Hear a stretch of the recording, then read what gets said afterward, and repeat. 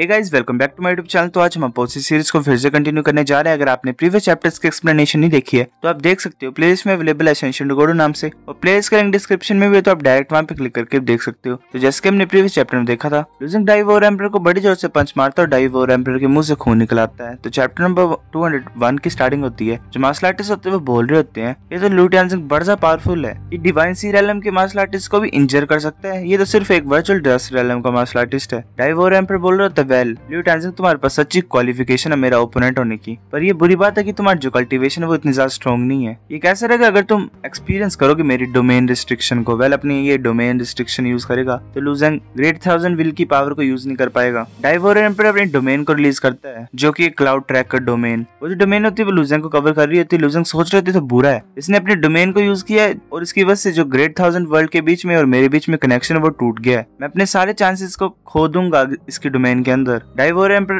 Black iron country का emperor वहां पे आ जाता है और बोलता है, लूजान तुम क्यों एक जूनियर के पीछे पड़े और उससे मारना चाहते हो। स्काईविंड एम्परर भी बोलता है, हाँ ये सही है, लू टानजिंग ने कुछ भी गलत नहीं किया है, तुम इसको ऐसे क्यों सफर करा रहे हो। एम्परर टानजिंग बोलता है, हाँ सही बोल रहे हैं सारे ही, तुमने बोला था कि जो लिटिल मॉन्स्टर वो हेल्प करता है लोगों की ब्रेक थ्रू कराने की, और वो एक बड़ा ज्यादा गिफ्टेड इंडिविजुअल है जिसके पास बड़ी ज्यादा खतरनाक डिवाइन पावर है। जो लिटिल मॉन्स्टर की सोल डिस्ट्रॉय कर दी लू टानजिंग ने, तो लू टानजिंग ने उसकी एबिलिटीज को भी तो इनहेरिट किया है, तो इसका मतलब हमारी होप अभी पूरी तरह से खत्म नहीं हुई है। डाइव ओवर एम्परर बोलता है कि बकवास करना बंद करो, कौन मुझे रोके कैसे मारने से। ब्लैक आयरन कंट्री का एम्परर बोलता है, लूजान मैं तुम्हें ये एडवाइस करता हूँ कि अपने मुंह को ध्यान से खोल लो, ठीक है, कुछ भी मत बकवास करो यहाँ पे, वरना ऐसा होगा तो फाइट किसी भी टाइम पे मैं कर सकता हूँ तुम्हारे साथ, फिर हम देख सकते हैं कि कौन यहाँ पे पहले जीतेगा और कौन पहले अपनी लाइफ को लूज करेगा। जो मार्शल आर्टिस्ट होते हैं वो बोल रहे थे, क्या दो कंट्री के लॉर्ड्स आपस में फाइट करने वाले हैं, इसका क्या मतलब वॉर स्टार्ट होने वाली है। दूसरा बोल रहे थे, नहीं, इसका क्या मतलब जो कॉन्टिनेंट की विल है वो दोबारा चेंज होगी, अगर ऐसा होगा तो हमारे लिए कुछ भी नहीं बचेगा, सिर्फ मौत ही होगी।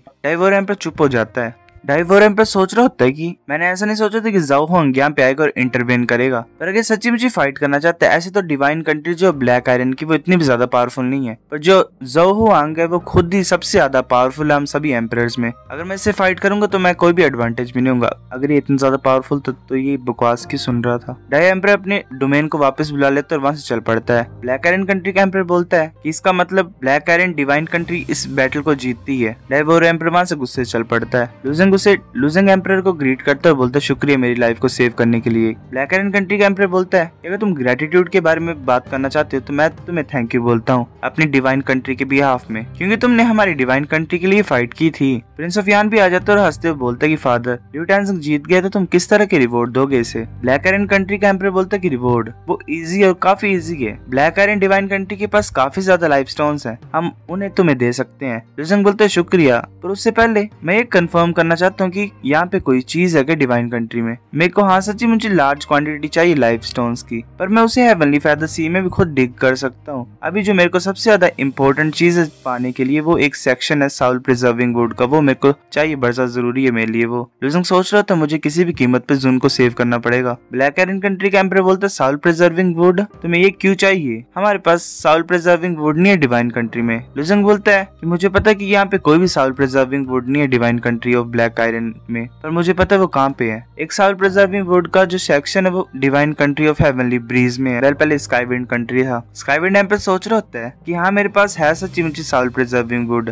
पर ऐसे तो जो साउल प्रिजर्विंग वुड है वो इतनी ज्यादा वैल्यूएबल नहीं है, पर ये सीक्रेट सेक्ट ने उस चैनल में से पाई थी, ये तो इम्पॉसिबल है एक एवरेज पर्सन का पता लगाना कि वो मेरे पास कहाँ से आई, पर इसको कहाँ से पता लगा ये। ब्लैक आयरन कंट्री का एम्परर बोलता है कि वो तुम्हारे पास सच्ची साउल प्रिजर्विंग वुड है क्या। स्काईविंड एम्परर बोलता है, हाँ, वो अपने उस वुड को बाहर निकाल लेता है। ब्लैक आयरन कंट्री का एम्परर बोलता है, वो बात ये है कि स्काईविंड एम्परर बोलता है, कुछ नहीं, ऐसे तो जो साउल प्रिजर्विंग वुड है वो सिर्फ साउल को नरिश करती है, पर ये एक्ट करती है जब बॉडी डेड हो जाती है तो ये साउल को प्रिजर्व करती है। ऐसे साउल प्रिजर्विंग वुड बाजार काम है, पर ये इतनी ज्यादा वैल्यूएबल चीज नहीं है। स्काईविंड एम्परर बोलता है कि मैं तुम्हें दे सकता हूँ इस प्रिजर्विंग वुड को, पर तुम्हें आंसर करना पड़ेगा मेरे क्वेश्चन को। लूजिंग हैरान होता है। लूजिंग बोलता है, ठीक है। लूजिंग सोच रहा था चाहे कुछ भी हो मेरे को किसी भी कीमत पे से यहाँ पे पाने पड़ेगा। स्काईविंड एम्परर बोलता है कि तुम्हें कैसे पता लगा कि मेरे पास साउल प्रिजर्विंग वुड है, तुमने किससे सुना। लूजिंग बोलता है, वेल ये। लूजिंग सोच रहा था मैं ऐसे तो नहीं बता सकता इसे कि मैंने वास्ट वर्ल्ड की विल पावर को इनहेरिट किया है ना, ये बड़ा मुश्किल हो जाएगा इसके क्वेश्चन को आंसर करने के लिए। क्या मैं एक्सक्यूज बनाऊं, इस किसी और ने मेरे को ये चीज बताई है। एम्परर के अलावा किसको पता होगा कि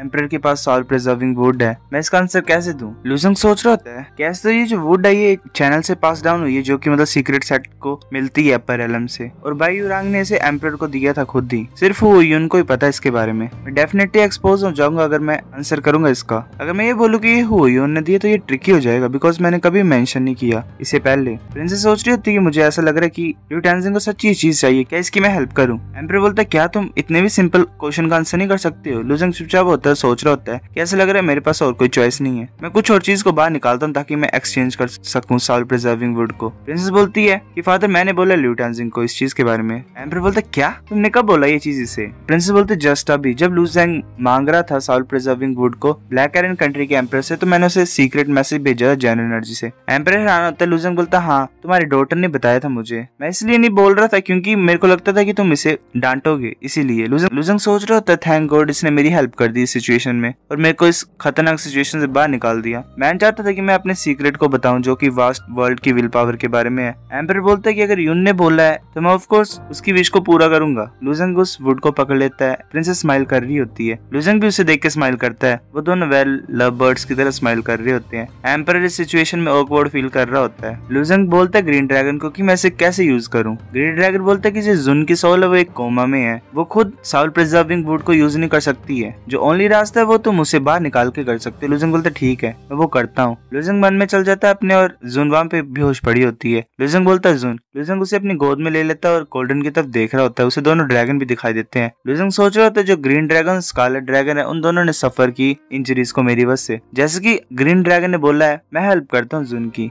मेरे को ये जो सेक्शन है सॉल प्रिजर्विंग वुड का इसे अपने दोनों आईब्रोज के बीच में रखना है। लुजंग जैसे अपने पास लाता है उसे तो जो सॉल प्रिजर्विंग वुड है वो ग्लो करने लग पड़ती है। लुजंग सोच रहा था ये तो बड़ा ज्यादा एक्स्ट्रा ऑर्डिनरी है, ये ग्रेट है, मैं सब कुछ सेटल कर लिया तो जो सॉल प्रिजर्विंग वुड है वो जुन की सोल को नरिश करेगी और उसके वॉन्ट्स को हील करेगी। ऐसे वो टोटली ठीक नहीं हो जाएगी पर अगर सफिशिएंट टाइम दिया जाएगा मैं अच्छे से हर फाइंड कर और उसके सोल को रिपेयर कर दूंगा। वो सोच रहे थे कि जुन मैं डेफिनेटली तुम्हारी हेल्प करूंगा और तुम्हें बेटर बनाऊंगा। जो रेफरी होता है वो बोलता है कि जो कॉन्टेस्ट है वो यहीं पे खत्म होता है, अब हमारे पास सैक्रिफिशियल सेरेमनी है तो चलो अनलॉक करते हैं हेवनली फेदर सी को। लुजंग हैरान होता है क्योंकि एक गोल्डन कलर की रे ऊपर की तरफ जा रही होती है। लुजंग उसकी तरफ देख रहा होता है, सोच रहा होता है तो अच्छा ये सैक्रिफिशियल सेरेमनी। पास के टाइम में जो हेवनली फेदर सी है वो ड्रैगन से ऑक्युपाइड थी। ड्रैगन के मरने से पहले उन्होंने एक ब्लड सैक्रिफाइस को किया था, उसके बाद उन्होंने कर्स यूज किया ब्लड सैक्रिफाइस का। जो भी ऑर्गेनिज्म हेवनली फेदर सी में एंटर करता है वो एक कर्स से अफेक्टेड हो जाते हैं। अब जो 4 गॉड कंट्रीज है वो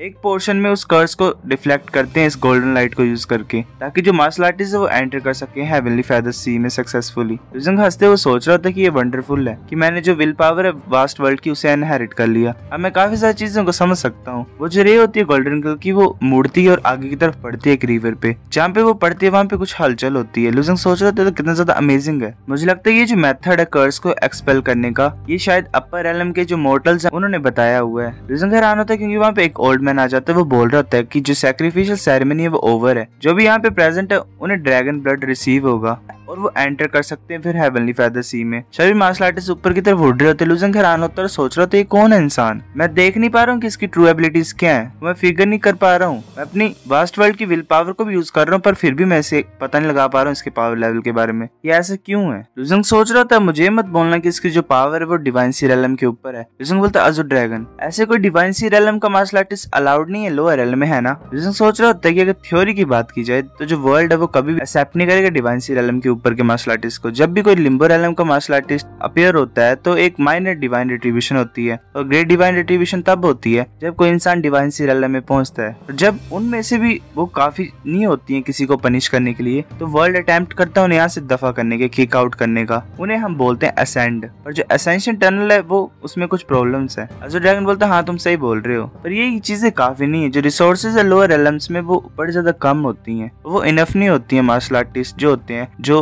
मार्शल आर्टिस्ट डिवाइन सी रेलम से ऊपर के होते हैं, उनका बर्थ नहीं हो सकता इतने ज्यादा कम रिसोर्सेज में। और ये जो पर्सन है ये इस प्लेन का नहीं है, ये ह्यूमन अपर रेलम का। लुजंग बोलता अच्छा ये हैरानी की बात नहीं है क्योंकि मैं इसकी कल्टीवेशन लेवल्स को नहीं देख पा रहा हूँ, पर मैं वर्ल्ड की विल को यूज करके भी इसके बारे में इन्फॉर्मेशन क्यों नहीं फाइंड कर पा रहा हूँ। अज़ुर ड्रैगन बोलता है कि ये नॉर्मल है, जो विल है वर्ल्ड की तुम्हारे अंदर बहुत अलाउ करती है तुम्हें देखने के लिए जो भी इस प्लेन में है। ये जो टोइस्ट प्रिस्ट है ये रिवर्स स्पिरिट टनल से आया हुआ है और ये लिविंग बीइंग नहीं है इस प्लेन का, पर इसने बहुत बड़ा बिग प्राइस को पे किए यहाँ पे आने के लिए। तुम ऐसे लाइफलेस थिंग्स के बारे में फाइंड कर सकते जैसे साउल प्रिजर्विंग वुड, पर तुम किसी एरियाज और लिविंग बींग्स को नहीं फाइंड कर सकते अपर एलम के। चलो ज़ुआनमिंग केव के बारे में सर्च करो जो कि 93 इमोर्टल टॉम की है, और जो इमोर्टल रेजिडेंस है ईस्ट में उसे फाइंड करो। लुजेंग हैरान होता है, सोचता है सच्ची मैं तो इन्हें फाइंड ही नहीं कर पा रहा हूँ। जो ओल्ड मैन होता है वो बोलते हैं अब हम डिस्ट्रीब्यूट करते हैं ड्रैगन ब्लड को। वो जो गार्ड्स होते हैं वो ड्रैगन ब्लड को डिस्ट्रीब्यूट कर रहे होते हैं सभी को। लुजेंग सोच रहा होता है कि इन्होंने ड्रैगन ब्लड ऐसे डिस्ट्रीब्यूट कर दिया मार्शल आर्टिस्ट को ताकि वो रिमूव कर सके ब्लड सैक्रिफाइस का जो इफेक्ट होता है हेवनली फेदर सी में।